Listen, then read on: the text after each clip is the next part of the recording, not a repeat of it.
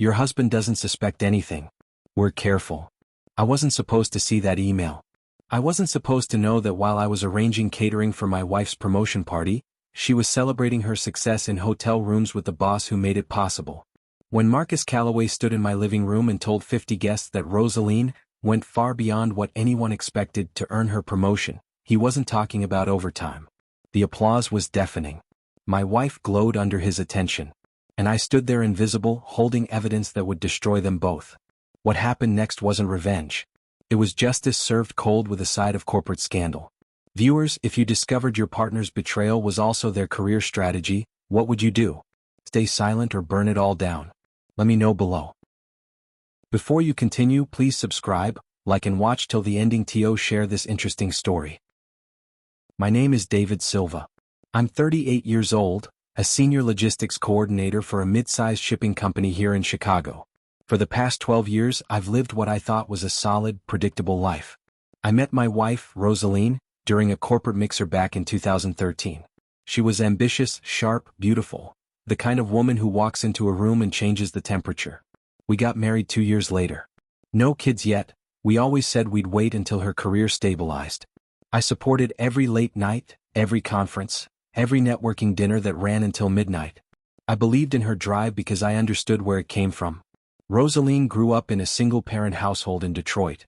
Her mother worked 3 jobs just to keep the lights on, wore the same coat for 8 winters, and still couldn't afford to send Rose to college without loans. Rose swore she'd never struggle like that. She told me once, hands shaking over wine, that poverty felt like drowning in slow motion. So when she pushed herself harder than anyone I knew, when she missed dinners and anniversaries for client meetings, I never questioned it. I loved her. I believed in us. I believed that every sacrifice was building toward something beautiful, something permanent. But on the night of her promotion party, everything I believed in shattered like glass under a hammer. I'm telling you this now because what happened that Friday night didn't just destroy my marriage. It revealed the truth about ambition, about betrayal, and about how far someone will go when they convince themselves the end justifies the means. This is the story of how I lost everything and found myself in the ruins. It was a Tuesday morning when Rosaline told me the news. She'd been promoted to vice president of operations at her firm. A huge leap that came with a corner office, a salary bump that would change our lives, and the kind of recognition she'd chased for years. I was proud. Genuinely proud. The kitchen smelled like fresh coffee and the sunlight poured through our windows in golden sheets. She stood there in a silk blouse I'd bought her for Christmas, pouring coffee with hands that trembled slightly with excitement. "David, they're throwing me a party this Friday," she said, her eyes bright in a way I hadn't seen in months. "At the house. I want to do it right, catering, wine, the whole thing. My boss Marcus will be there. The board members, department heads. This is huge for us." I pulled her into a hug, feeling her heartbeat against my chest. "You earned this, Rose. Let's make it unforgettable." Looking back now, I should have paid more attention to the way she said, "My boss Marcus." There was something in her voice, a softness, almost reverent, that I hadn't heard in years when she talked about me. But I ignored it. I spent the next 3 days transforming our home into something worthy of her achievement. I hired caterers, bought expensive wine I couldn't pronounce, arranged lighting that would make our modest living room look elegant. I wanted her to shine. I wanted everyone to see what I saw, a woman who'd fought for everything she had. I didn't know I was setting the stage for my own humiliation. I didn't know that while I was celebrating her success, she'd already celebrated it with someone else. In hotel rooms. In his car. In ways that would haunt me for months. Friday night arrived and our home was unrecognizable. Ambient lighting cast warm shadows across walls lined with guests I'd never met. Jazz played softly from speakers I'd spent an hour positioning perfectly. Executives in tailored suits moved through our living room like sharks in expensive fabric, champagne glasses catching the candlelight. Rosaline floated through the crowd wearing a black dress that hugged her like a secret, her laugh ringing out above the music. She looked untouchable. Maybe in that moment she was. I stood near the kitchen, playing the role of supportive husband, smiling at colleagues who complimented her work ethic. "You must be so proud," one woman said, her perfume overwhelming. "Rosaline's a powerhouse. Marcus speaks very highly of her." The name landed like a stone in my stomach. Marcus. I'd heard it 100 times over the past 8 months but never met the man. He was running late, Rosaline had said earlier, checking her phone for the 5th time in 10 minutes. "He's always fashionably late," she'd laughed, but the laugh was nervous, anticipatory. I watched her glance toward the door every few minutes, watched how her smile tightened when she looked at me, then softened when she looked away. Something felt wrong. It was like standing in a room where everyone knew a joke except me. At 8:47 the front door opened and the energy shifted. People turned, conversations paused mid-sentence. Marcus Calloway walked in like he owned more than just the company, he walked in like he owned the oxygen in the room. Tall, salt and pepper hair, designer suit that probably cost more than my monthly salary. But it wasn't his appearance that made my blood run cold. It was the way Rosaline moved toward him. Like gravity pulled her. Like nothing else existed. They hugged and I watched his hand linger on her lower back. Fingers splayed possessively across fabric I'd helped her zip up 2 hours ago. The hug lasted 3 seconds too long. When they separated, Rosaline's cheeks were flushed, her eyes brighter than they'd been all evening. Marcus joined the firm 8 months ago as the new chief operating officer, brought in to restructure and innovate. According to the press release, Rosaline had shown me excitedly over breakfast one morning. She'd mentioned him casually at first. Marcus thinks we should pivot our client approach.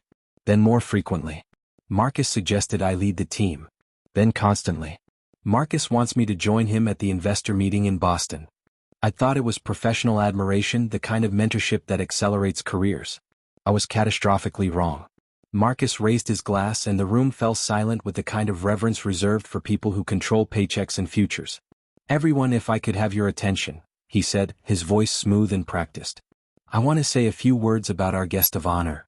Rosaline stood beside him, glowing under his attention like a plant turning toward sunlight. I stood 15 feet away in the corner of my own home, invisible. The crowd formed a semicircle around them, phones out to record the moment. I should have left right then. Should have walked out the door and never looked back. But I stayed. I stayed because some part of me needed to hear what came next. Needed confirmation of what my gut had been screaming for months. Marcus smiled at Rosaline with an intimacy that made my chest tight. What he said next made my blood turn to ice water in my veins. "Rosaline didn't just earn this promotion through hard work," Marcus began, his voice carrying across the room with practiced authority. "She earned it through dedication. Late nights at the office. Weekend strategy sessions. Personal sacrifices most people wouldn't understand." Polite laughter rippled through the crowd. I didn't laugh. I couldn't breathe. He continued, every word loaded with subtext only I seemed to hear. "She went above and beyond what was required. Far above. And I mean far beyond what anyone expected. Rosaline proved she's willing to do whatever it takes to succeed. That's rare. That's invaluable. That's why she's standing here tonight." The applause was thunderous. Glasses clinked. People cheered. Rosaline's eyes glistened with tears that could have been joy or guilt or both. She looked everywhere except at me. I heard what Marcus didn't say. I saw the way his gaze lingered on her collarbone, the slight smirk playing at his lips. 3 months ago, Rosaline started coming home at midnight smelling like cologne I didn't recognize, something expensive and woody that clung to her hair. She joined a gym suddenly, started wearing lingerie I'd never seen. "Just trying to feel good about myself," she'd said when I noticed. I'd believed her because the alternative was unthinkable. 2 months ago we had another failed fertility treatment. The doctor said stress might be affecting her cycle. "Maybe we should take a break from trying," Rosaline had suggested, not meeting my eyes. "Work is overwhelming right now." I'd agreed because I loved her. Because I thought supporting her meant giving her space. My hands clenched into fists as Marcus finished his speech. I needed air. I slipped down the hallway toward my office while everyone toasted my wife's success, my heart hammering against my ribs. The office door closed behind me and the party noise became muffled and distant. I sat at the desk we'd assembled together 3 years ago, the one where I'd helped Rosaline prepare countless presentations. Her laptop sat open, screen still glowing. She'd been working on slides for tonight. I should have walked away. Should have respected her privacy. But my hands moved without permission, pulling the laptop closer. The browser showed multiple tabs, her presentation, a recipe site, and her work email still logged in. My finger hovered over the trackpad. Every instinct screamed at me to close it, to preserve whatever remained of my trust. But I'd already seen the truth in Marcus's eyes, in Rosaline's inability to look at me. I needed confirmation even though confirmation would destroy me. I clicked. The inbox loaded and there at the top was an email thread between Rosaline and Marcus. The subject line read, "Tonight," with a champagne emoji. My stomach dropped. I scrolled. Months of emails appeared like evidence at a crime scene. Last night was incredible. Can't stop thinking about your hands on me. The hotel in River North again? Same room? Your husband doesn't suspect anything. We're careful. Attached files. Hotel receipts dating back 5 months. Photos I couldn't bring myself to open. Messages so explicit they burned my eyes. My wife and her boss. My wife and the man currently being celebrated in my living room. My wife and the reason she'd stopped wanting me. For 2 years we tried for a baby. Appointments, medications, hope followed by crushing disappointment. She'd said she needed a break. Now I knew why. She'd been busy building a different future. With someone else. The tears didn't come. Instead, something cold and calculating settled into my chest. I closed the laptop carefully, wiped my eyes and stood.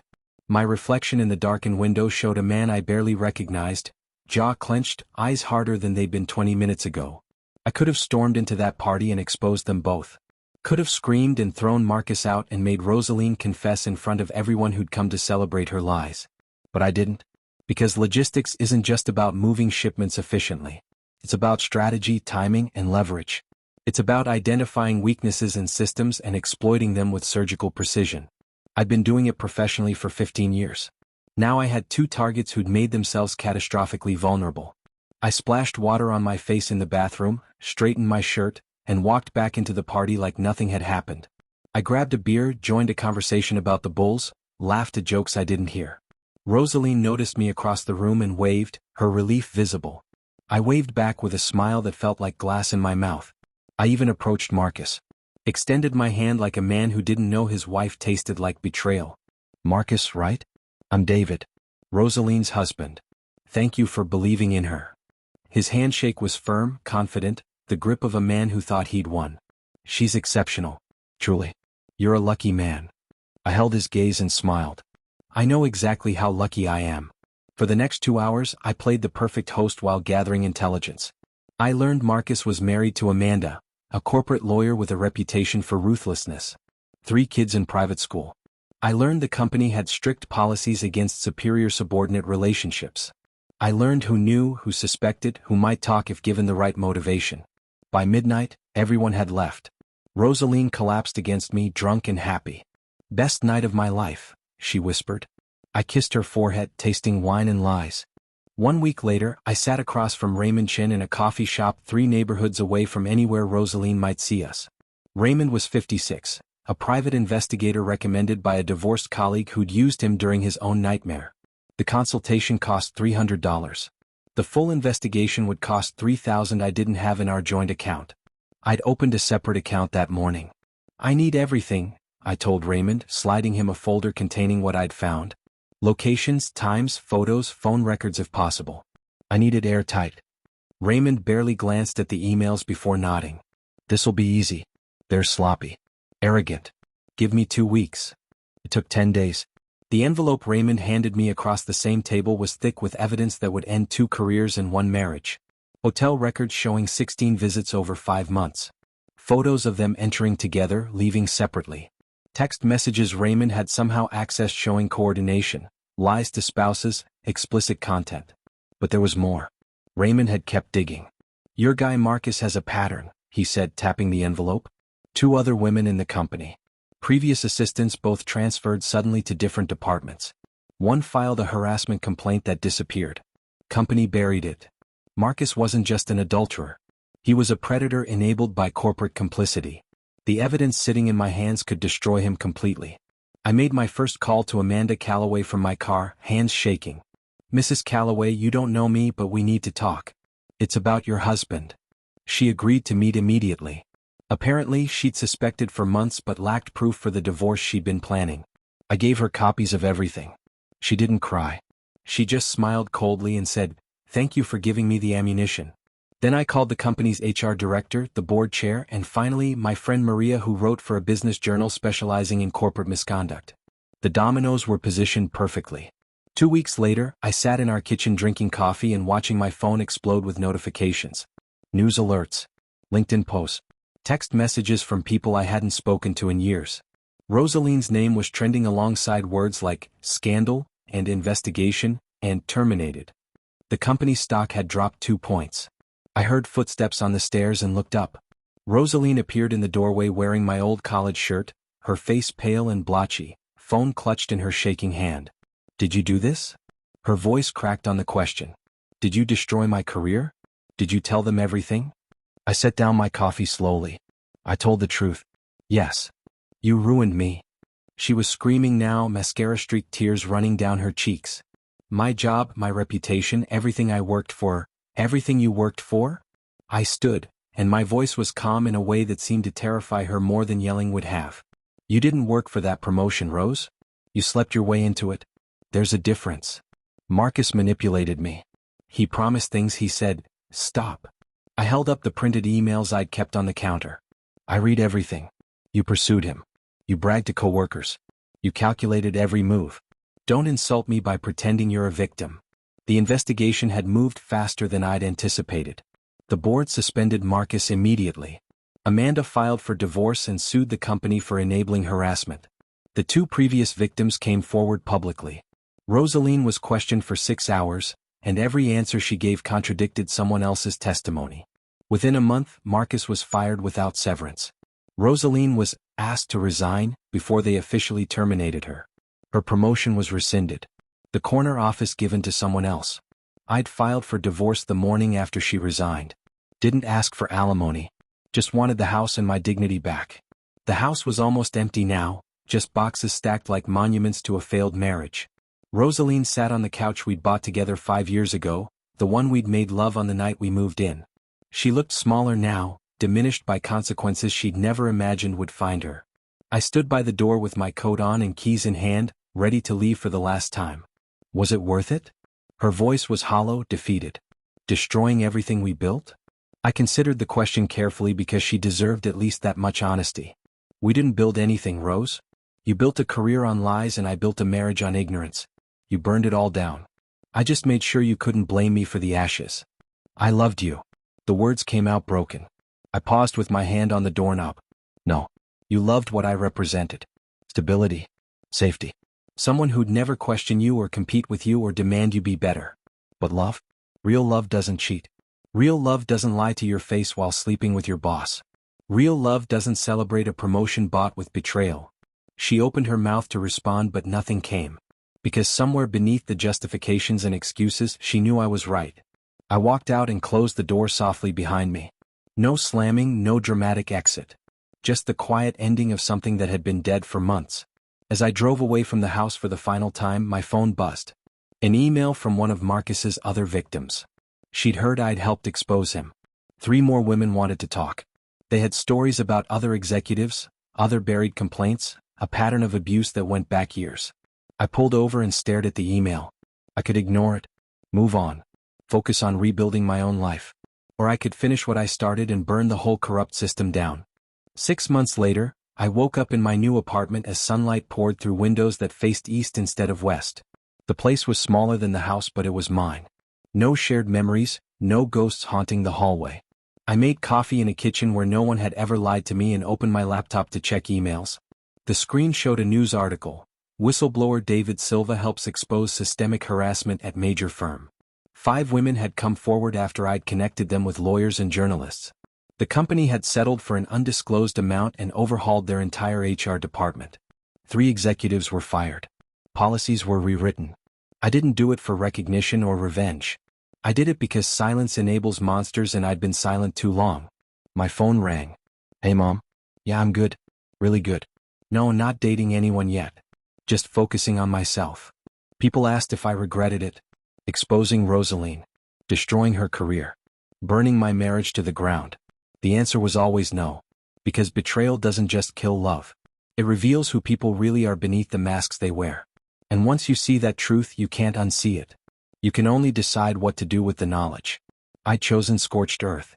Last I heard, Rosaline was working retail in Arizona. Marcus was unemployed, living in a studio apartment, paying alimony to Amanda and child support for 3 kids he barely saw. Sometimes late at night, I wondered if I'd been too harsh. If I should have handled it quietly, taken the high road. Then I remembered the hotel receipts, the mocking tone in those emails, the way she'd looked at Marcus while I stood invisible in my own home. I closed my laptop and looked out at Chicago's skyline. My name is David Silva. I'm 38 years old. And I learned that sometimes the only way forward is letting everything burn and walking away from the flames. 3 weeks ago I got another message. From someone who worked with Marcus. What they told me opens a door I thought was closed. But that's a story for another time. Thanks for watching. Please don't forget to subscribe, like and share for more interesting story.